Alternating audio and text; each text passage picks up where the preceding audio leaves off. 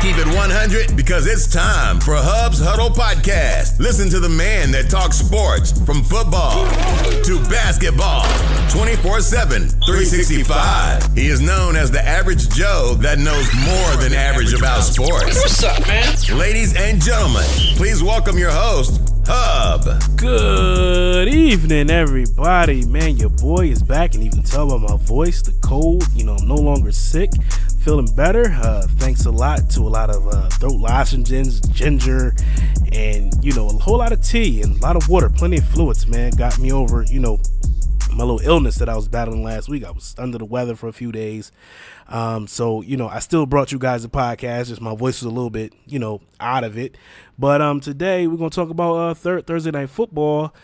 Big matchup tonight. Playoff wise, a lot, to play for tonight between the Jacksonville Jaguars and the Tennessee Titans. This is a must win for both teams. It's very important tonight.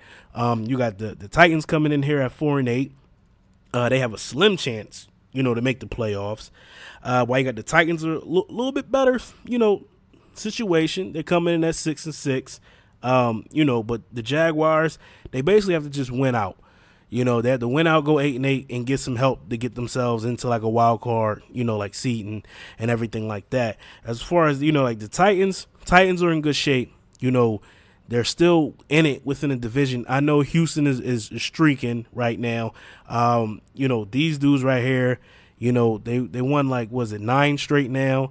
They're rolling. But, anything can happen within these last, few weeks of the season, which we're in the last month, man. We are in the last 4, games here of, a lot of things could possibly happen in these last 4 games to turn, this division lead, can really shift. Same thing with the Colts. They had a loss last week, an upset rather, to the Jaguars. It was 6-0, more like a defensive matchup. But far as Tennessee goes, this is important for them. They get this win here. This could really help them out. The same thing with the Jaguars. This thing is not over down there in the AFC South. So, but looking at it, man, you got the Jaguars, they're going to roll out with Cody Kessler again tonight. Basically, a game manager. He's not going to throw you no bombs downfield for 80 yards. But they do get back Leonard Fournette, who was very, very good for them, to get him back tonight against this Tennessee Titans defense. You can use him in the run game, get him going. That's going to be their key to victory tonight. If they get him going, and if that defense come, to play tonight in Tennessee, this could very well be, Jacksonville's night. On the flip side, you got the Titans. Like I said, this Titans offense has been inconsistent all year. They got, the running backs with Lewis, Henry. Then you got Marcus Mariota. You got to look out for his arm and as well as his feet. A lot of RPOs from this offense. And they also got a good defense. Defense is, one of the top defenses in the league as well. They're coming off a win last week against the Jets. So it's a lot to play for here tonight. I'm looking at, the Titans, to win this one tonight. I think it's going to be a close game. I think it's more like a 17-13 game. The Titans, hey, they're at home. I'm going to roll with the home, favorite tonight in Tennessee. Like I said, so far on Thursday Night Football, I have been, all my picks have been correct. So hopefully tonight, it remains correct, and we go on into next week, for the final Thursday Night Football matchup of the year. I believe that's what it is. I think it's Kansas City and the Chargers. So, this right here, I like the Titans. I think, they're going to move the ball, control the clock. Defense, they have to come up. They can come up big against Cody Kessler. They have to shut down Leonard Fournette. I just think this is going to be Tennessee's night, to go ahead so they can, make, a push, going down the stretch. These last 4 games here is very important. Excuse me. So like I said, I like the Titans in this one, 17-13.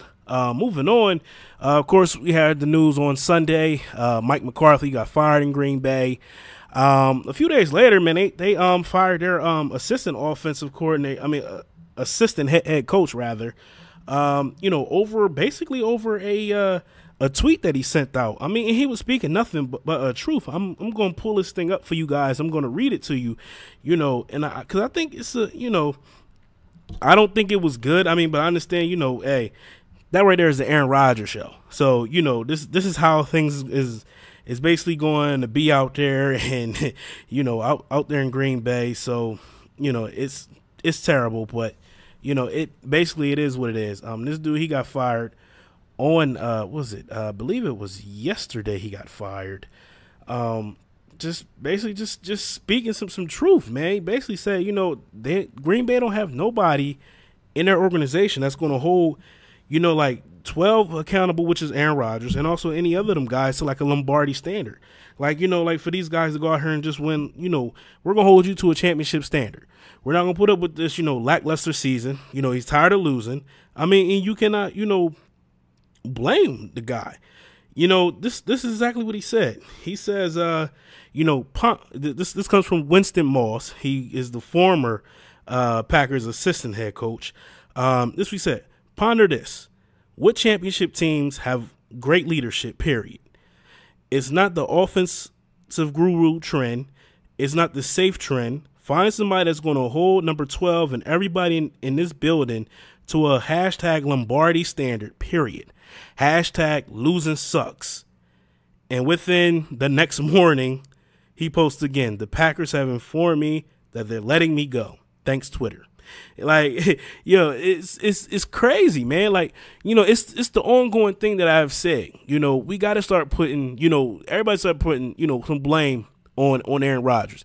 Yeah, play calling could be, better, but also the play. You know what I mean? Like, you got a guy out there in Green Bay who throws his coaches and players under the bus. And this is, and this is an extension of that. Like, it seems like the Packers organization is afraid of this guy. Like, come on now. I understand, yeah, he's the franchise, and I was going back and forth with people on Facebook and Instagram. I'm telling them, like, you know what? In this situation, this is what the owner is like. If you got to choose between your head coach of about, I think he's been there about 13 years, and you got to choose between him and your franchise quarterback. You're going to roll with your franchise quarterback in this situation because you're afraid of him. Like, and I always said the Packers' issue is it's not always because, they don't have enough talent around Aaron Rodgers. It's the reason for that. This dude got 2 fat checks from Green Bay where he could have clearly said, I don't need all this money. Won't you get me some guys around me? But he doesn't think like that, And, it make me believe that, stuff that his family says about him, it could be possibly true. Because you looking at this dude like, yo, he ain't got no problem with throwing players under the bus like he did with Greg Jennings. When Greg Jennings told a story. He said basically that he was with Aaron and another player from another team was like, yeah, we might try to get you, meaning Greg Jennings, next year. Aaron Rodgers sat back and said, yeah, why don't you go ahead and take him? Like, really? Like, this is one of your best wide receivers and you sitting up here like, you don't need him. Like, come on, bruh. Like, that man, that's a bunch of trash, man. Like, come on, man. This dude, he got issues, man. So, as far as, my comparison, like I said, Aaron Rodgers got talent. He got talent. This dude, bad boy. But as far as being a team player and, all that kind of stuff, in my opinion, that dude sucks. Like, I'm just going to be completely honest with y'all. But, Mike McCarthy got fired. We'll see what goes on with Green Bay. Rumors talking about Josh McDaniels going to Green Bay. He's not going to Green Bay because Aaron they need a coach out there that Aaron Rodgers is going to be able to walk all over. Aaron Rodgers is going to be able to do whatever he wants to do. Aaron Rodgers got the LeBron James syndrome except for LeBron James wins. That's exactly what it is. It's always the coaches that LeBron can just get over on. Like, like stuff that you hear rumblings about. You seen like Mike Brown get fired. You seen like after LeBron left with Tyronn Lue, he's now fired. LeBron got the other guy, what's his name? David Blatt. That guy was fired to bring in Lue. Like Eric Spoelstra out there in Miami. Those are LeBron teams. I know he got, the basketball IQ and he can run the whole show. And I'm not knocking LeBron on nothing, but, this whole situation here with Aaron Rodgers, that's what it seemed like. It seemed like he got the LeBron syndrome when it comes to coaches, that he wants, this got to be my way and this is how it's going to be. But you're not winning any championships. Your team right now got a losing record. Like, dude, like, come on now. You haven't been in the Super Bowl since what? 2009, something like that? 10, something like that? Come on, man. Like that's, man, that's just crazy. So, to put that, in perspective, that's why I always tell people, you know what? When we talk about this whole debate about who's like the best between Aaron Rodgers and Tom Brady, I always sit back and tell people, I'm like, you know what? And they always bring into, to the argument, when I say, okay, look at the chips, the rings. All the people every person says this. Well, that's because he got a better coach, and that's because he got a better team around him. Well, why is that? Tom Brady sits there. He got the best coach in football. Yes, I agree. He got a better team than Aaron Rodgers. You want to know why he got a better team than Aaron Rodgers?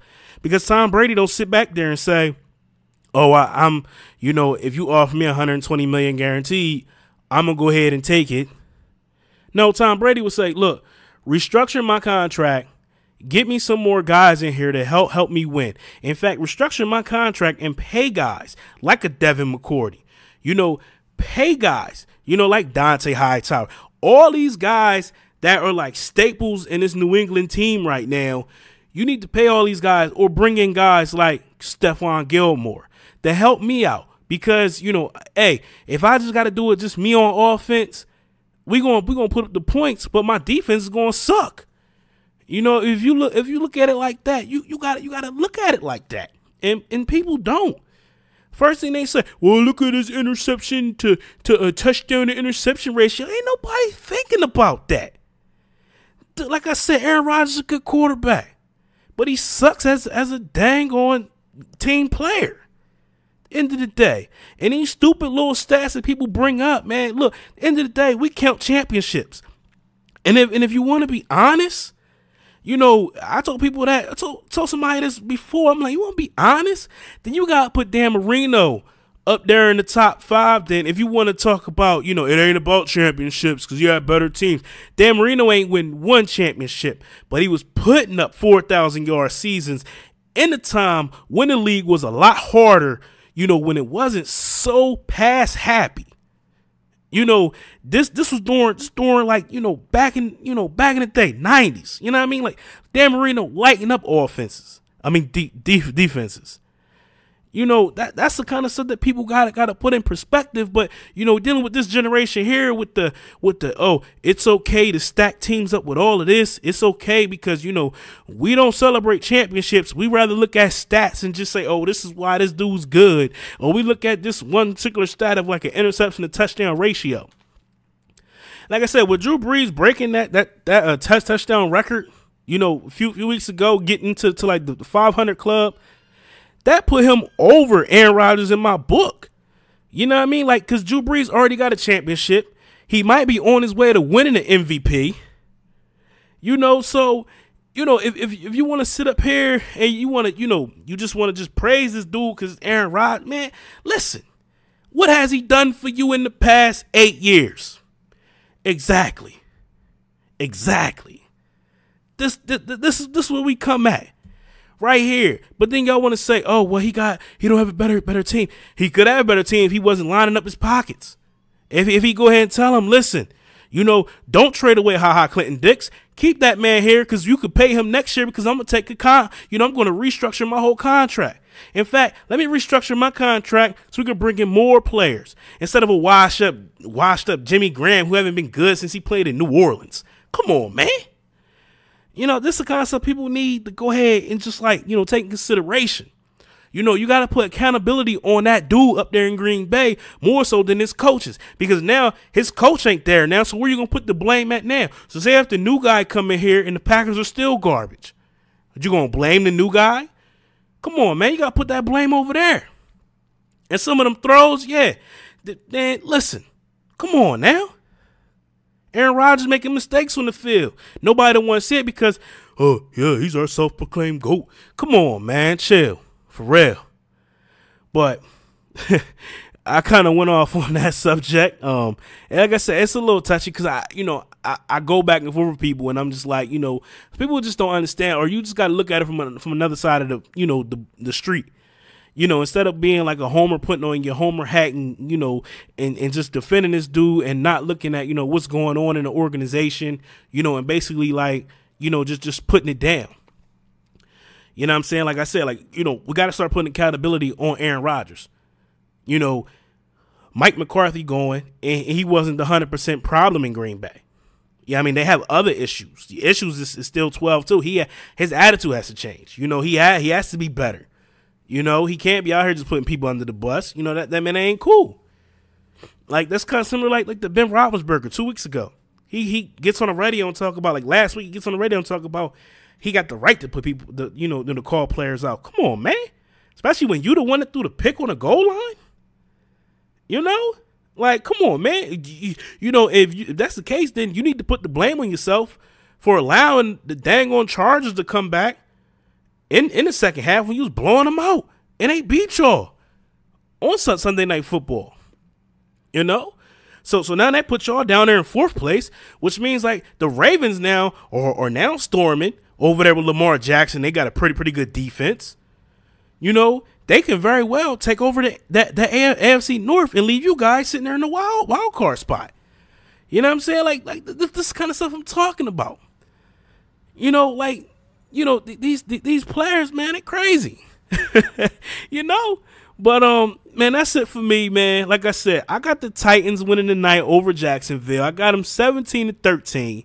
I'm going to be back on here on Saturday. I'm going to have the rest of my week 14 picks. In fact, I forgot to tell you guys, I went 10-6 last week. Man, a lot of upsets, like Packers, Steelers. It was just a lot of upsets, man. The Colts lost. I went 10-6, still pretty good. But I expect it to be a lot better. So my season record is 121-69-2. So I'm like I said, I'm picking the Titans tonight. Hopefully, we continue this Thursday night football streak going. Catch me on Saturday. I'm going to be going over my week 14 picks for remaining picks, and that's it. Thank you guys for joining. Thank you guys for listening. Please like this, like my podcast, subscribe, review it, share it. Follow me on Instagram at a Hubs Huddle. Follow me on Facebook at Hubs Huddle. On Twitter, I'm at Just Hub. That's my handle. I'm on a whole bunch of different platforms, man. From Radio Public, iTunes, Spotify, TuneIn Radio, Google. Man, I'm everywhere. You can even put me in a search engine, type in Hubs Huddle. I'll pop up wherever I'm at. Castbox. If you got an Amazon, Echo, you can say, Alexa, play the latest episode of Hubs Huddle podcast. I'm on there. I'm everywhere, baby. Thank you all for listening. Thank all my listeners for being faithful and continue to listen every single week. I appreciate all of you guys from across the globe. So join me on Saturday, man. I'm going to go over my remaining week 14 picks. I'm going to dig into a little bit of basketball. I had a big game last night with Toronto and Philly. Toronto went ahead and beat them. And you can really see, like the gap between the elite and everybody else. Like, Philly is like one player away from being there. You got Boston that's starting to get their stuff together, and they're going to start storming. Had the Lakers looking good last night against the San Antonio Spurs. So I'm going to talk more about that on Saturday. So join me on Saturday, man, for week 14 picks and also NBA talk. And I will get with you guys on Saturday. Y'all be safe. Enjoy that game tonight. Your boy Hub, the voice is back, and I'm out.